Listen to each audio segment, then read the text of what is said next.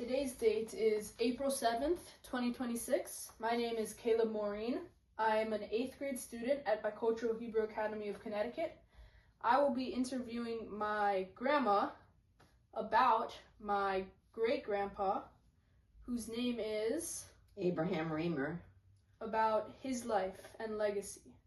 This interview is being recorded for the oral history collection for the Jewish Historical Society of Fairfield County's archives, as well as our family archives.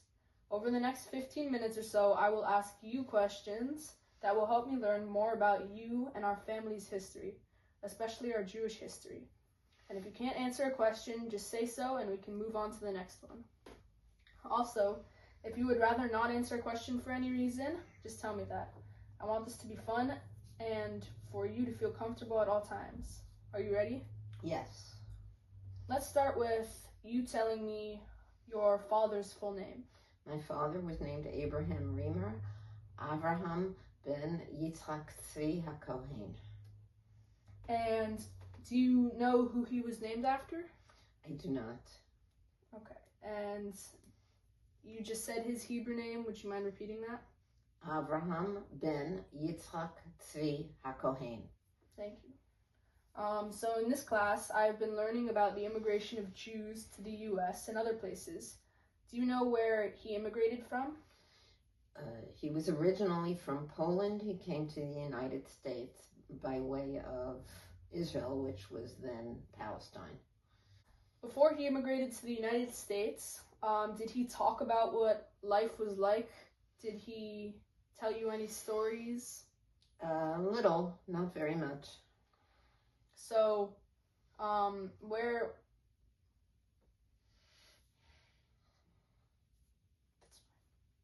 I told you I can cut anything out. So, did he experience or was affected by the Holocaust or pogroms? How so?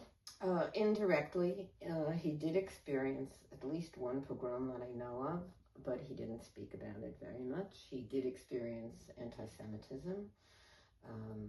He attended a non-Jewish secondary school, which in Poland at that time was called a gymnasium, despite the fact that he was a Jew. And can you tell me anything about our family's immigration to the U.S.? Like, why did they come over? Who came with them? When did they come? I'll tell you a little bit about my mother's family. My grandfather lived on a farm in Poland, in Galicia. The family were in the dairy business, and the family had gotten larger and needed more land, and my grandfather came to America to earn enough money to go back and buy land. But then when he went back, he wasn't very happy there any longer, and so he brought the rest of his family with him, initially his oldest daughter, and then later on the rest of the family, to live in the United States. My father left Poland because he needed to escape from the Polish cavalry and went to what was then Palestine, and ultimately came to the United States. This is great background, thank you. Now I would like to ask you to take out the item that you brought today and talk about it a little bit. What is this? Why is it special? Do you know how old it is, and where did it come from? These are my father's dog tags from when he was in the American Army. I imagine they must be from 1942, which was when he was drafted into the Army. It was one of the few things that remained from the time of his Army service. And now my grandson Caleb proudly wears, who's named for him, proudly wears the dog tags. Now I would like to ask you a few questions about his life growing up. Where did he grow up, and who lived with him? He lived in a small town in Poland, in Galicia. The town was called Rozwadów. He lived initially with his widowed mother, who eventually remarried a man who was quite a bit older, who had 3 sons that I know of,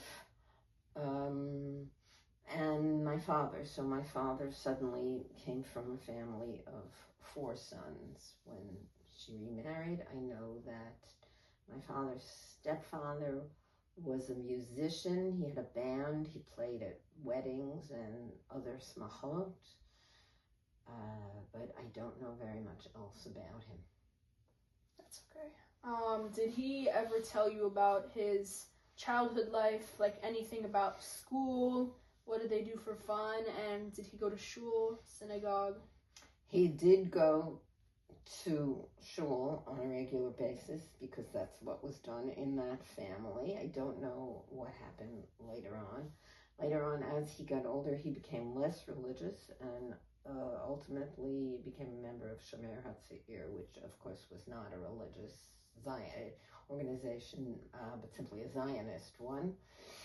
I know that he went to school, and I know that he was accepted into gymnasium, and he went to gymnasium, which was kind of a cross between high school and college. It was not a Jewish school, but he was accepted. And did he, in his childhood, what did he do for fun? Did he play any instruments? My dad was an accomplished violinist. I don't know about other hobbies. So, when he was a teenager, did he have a bar mitzvah? What was that like? Did he tell you about that? Bar mitzvah was not what it is today. A bar mitzvah simply meant that when the boy turned 13, he would have an aliyah in shul, and there would probably be a bottle of whiskey passed around among the men at the minyan. And after that, when it was his turn, he would get an aliyah, and being that he was a Kohen, he was expected to duchen, to say Birkat HaKohanim on holidays. I don't know how much he went to shul. He never spoke about it. So, did he have any holiday recollections? Did he tell you about any holidays that he celebrated? Not celebrating so much as preparing.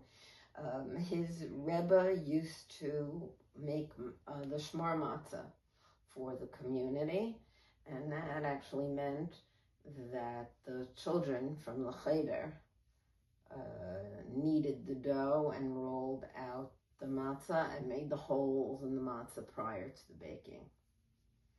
So I want to move to more of his military service now. Can you tell me a little bit more about first his escape from Poland and then his U.S. service? Yes, my father received a draft notice from the Polish cavalry. Everyone knew that a Jew who went into the Polish military was pretty much committing suicide. This was a death sentence, and he knew that he needed to escape from this. Fortunately for him, he was a leader of Shomer HaTzair at that point in his life, and the person who, his superior, was preparing a list of teenagers who were slated to go to Palestine on what was called an Aliyat Noar. And this leader said, okay, I have this group going, you'll go with them. There'll be one more. And my father said, but I don't have a valid passport. How will I get out of Poland? How will I get to where I'm trying to go? And the leader said, well, I'm collecting a bunch of passports. You're going to have all of them. You'll hand them into the border guard, and it'll be okay. And in fact, it turned out that it worked out okay. My father had to go through the border between Poland and Germany into Germany in order to get to the port of Danzig, to the ship that was going to take them to Palestine.